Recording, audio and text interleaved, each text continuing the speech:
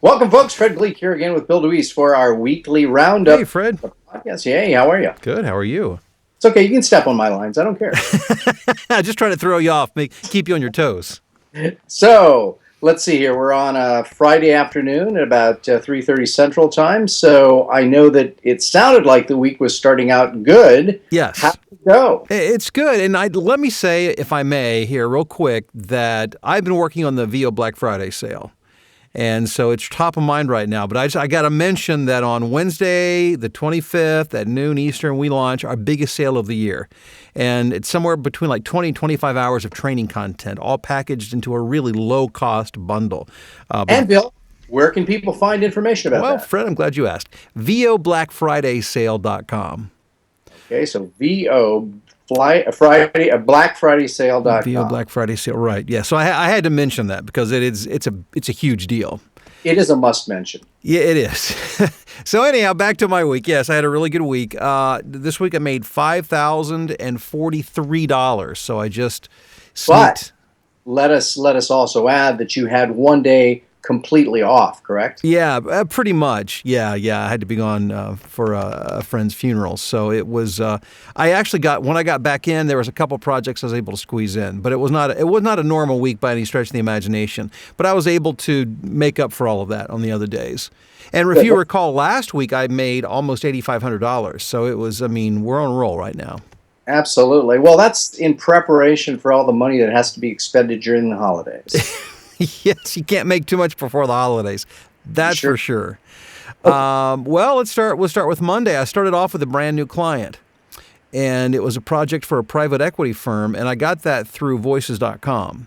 Okay. And that was a nice little $400 narration, so that was pretty cool. I also did a little narration for some TV technology called Color IQ. I recorded that. That was another $400 narration. I did some promo work for New Mexico PBS. I did a little local commercial for a credit union, and then some loss mitigation training. So it was over $1,000 on Monday. Let me stop you to go back on those two $400 narrations, just to Yes. give people a feel for this. Were those both of approximately the same length? They were both the same amount. Yeah, they were both. They were approximately 3 minutes in length. And generally, anything that goes up to 4 or 5 minutes that is a more of a corporate presentation. I don't mean by corporate. I don't mean e-learning. I mean it could be introducing a product or a service or explaining, a company concept. I'll charge $400. So Got that's it. yeah. So, but those usually don't take me more than 20 minutes to do. So it's not I'll take that kind of work all day long. Now, again, those are again 3 to 4 minutes finished product, correct? Right. Yes. Correct. Finished audio. And so if it takes you 20 minutes, so again, for those who are wanting to know and understand the metrics here, is that, and we've talked about this in various shapes and forms previously, but finished product 3 to 4 minutes takes you 20 minutes total, including editing. That's sort of Yeah. about a 5-to-1 ratio in terms of finished to amount of time taken. Is that about right? Yeah, well, I mean, I don't know that it was exactly 20. It could have been 15. It could have been 10. It might have been 25. But, I mean, 15 to 20 minutes would be typical. But let me give you the process so you understand exactly what usually, I'll read through the script first of all before I even open up a recording session. So I'm going to read through it to get the feel for it. So there's 4 or 5 minutes right there. And then I'll go back and I'll actually record.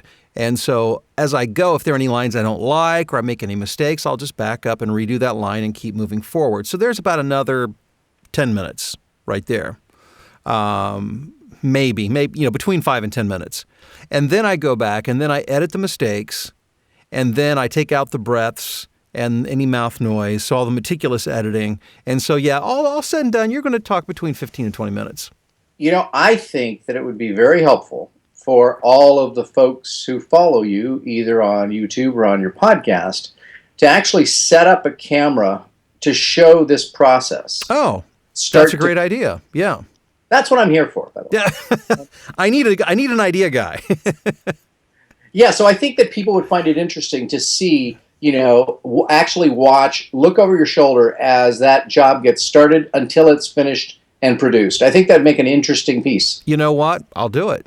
Okay, Yeah, So, yeah, and now that you've mentioned it, I've had a number of people over the years ask to see how I do that. So I think putting a camera over my shoulder probably is the logical thing to do. So I think it'd work. Okay, so all we're right. done with Monday. Let's move on to Tuesday then. Tuesday, I did a little piece on psychographic persuasion. That's actually it's a software program that helps you understand how to persuade according to the psychographic profile of your audience. So that was Got it. fun. Nothing like trying to manipulate your audience. So, Exactly right. and again, now is this one of those things that had 4 different personality types like they usually do? Now, it didn't go into the specifics. This is Okay. more of a general promotional piece on it, so it didn't explain. All it did say was based on the research of understanding psychographic profiles that you can expect audiences to respond emotionally to certain kinds of messages. So it's supposed to show you how to do that. Was this a tech company or who was this? It was the tech company that made the software algorithm, and they're Yeah. using it. They're marketing it to really marketing departments to Okay. create their marketing materials. And Yeah. how much money was that project? Somewhere around. I don't Was it a big remember. or small one? It wasn't 400. It's a little less than that. It might have been. I think it was 300. Okay. No. And then I did something for Vena on account reconciliation. Fascinating stuff for you accountants. Yes. I did some CAD software training, and then I did a project. This came through Voice 123 for St. Francis Pet Cemetery. Ah. Yeah. So, and those of us like you and I who have lost It pets. was on your mind. What, Phoebe? Yeah, yeah. So but in all honesty, you really have to be in touch with that kind of stuff when you read these scripts because they can tell whether you're sincere or not. And so I won the audition, and the beautiful thing was the client contacted me and said, "Loved your audition. As a matter of fact, we're just going to use your audition. Send me an invoice." Nice. So I always like that. That's always easy money. Yeah, and again, just to remind people, we've talked about this a little bit before. How often does that happen? No, that might happen once every few months to me. It doesn't happen all the time. Now, do you think that is reflective of your degree of empathy with the particular product or service? In this case, I think for sure. Yeah, I think for sure. Yeah. got it. Because I could, I mean, I felt it. I understand, as most of us do. But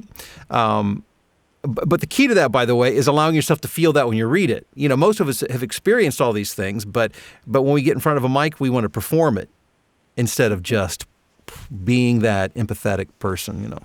Got it. So now Wednesday was the day that I was out of the studio most of the day, but I did later in the afternoon. I did a project for Garmin. It was a piece that was going to be used by auto mechanics, Chrysler auto mechanics, to explain to them how to do the installation of these Garmin GPS systems. Got it. So that was pretty cool. I paid like $600, so that was a nice little. And how length on that was finished was? Oh, it was about 6 minutes total. Okay. Yeah. Still got about $100 a minute for that. Always like that. Yep. And then I did a local commercial to Knoxville, the Knoxville, Tennessee market for Joe Newbert Collision Centers. Okay. And then Thursday, let's see, I did a little promotional piece for a local company called the Projector People. They sell like in-home theater type stuff. Got it. A sales piece or a training thing for overcoming call reluctance, which I thought was very appropriate. Got it. Most people, it said 90% of all salespeople are afraid to make sales calls. Yeah. So maybe I'll walk you through how to overcome that. Then I did a little narration for a company called Pembina. They're located in Canada, and I can't remember. It was a safety-related project. And then I did, my note says, some business online stuff, question mark, question mark, question mark. I didn't even know who the client was. It was just really kind of generic online stuff. I didn't know who. It came through a production company. So I did that. And then that moves us to today. And today I've been pretty busy. I did 5 projects today. I did a narration on how to create a development plan, a business program. I did another session for New Mexico PBS, some promos for them, some CAD software training that I do on an ongoing basis. I also did a little training narration on investment strategy, and then something for the public safety communication for the state of Minnesota. And so, again, at the end of the week, just over $5,000. Okay, well, we've gone through the week. Now, of course, we're searching for those pearls of wisdom that might be found that we can share with people. Anything that really came up that you said, yeah, that's something that's worth mentioning. Yeah, actually, we talked about it this past week on the VO Office Success webinar series. For those of you who were on that this past week, the importance of communication with clients. So what happened was I have a dear friend of mine. He passed unexpectedly this past weekend. So all of a sudden, my week's kind of thrown into that because we're going over to see the family and spending a couple on a couple different days at the funeral home and all of that, things that come up, stuff comes up. Yeah. So I had to immediately go into communication mode with my clients and begin to create understanding and expectations as to what was going on. And I didn't get into details with them, but yeah. Now, when you say I had to, do you really mean you or do you mean Mallory? Well, I meant Mallory, and the reason I said I said meaning, I guess, the office, but and you may be solo or you may have help, but yes, Mallory was the one who actually handled. I think I sent one email, but for the most part, she managed that for me. Right, and if you're a solo operator and don't have an assistant, which I'm sure we're talking to probably 95% of the audience here who's listening, that means that you have to get on the phone and do this yourself. And again, how did she maneuver this? It was really very simple. It was all done through email. Okay. And the clients that we took clients that we regularly received work from and clients that we had received work from who were expecting return projects.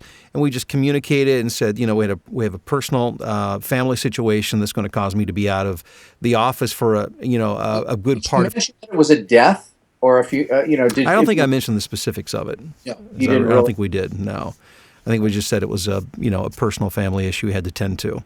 Right. And so, and let them know that on Tuesday and Wednesday, I would be out of the office for a big part of the day, but that I would be checking email regularly and I would be communicating and I would get back and let people know when they could expect projects to come back.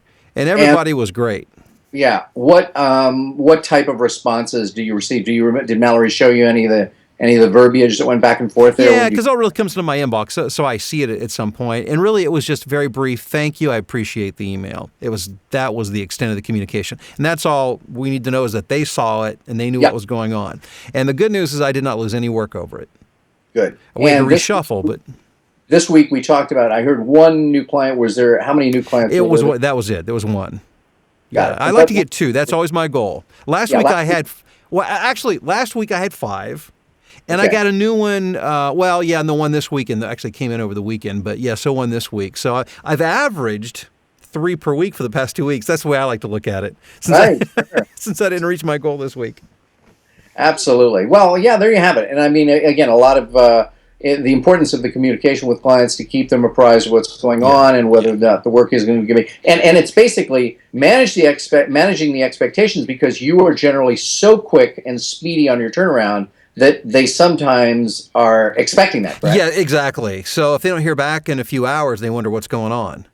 So that's why we had to stay on top of that so they wouldn't assume that I couldn't and send it off to somebody else.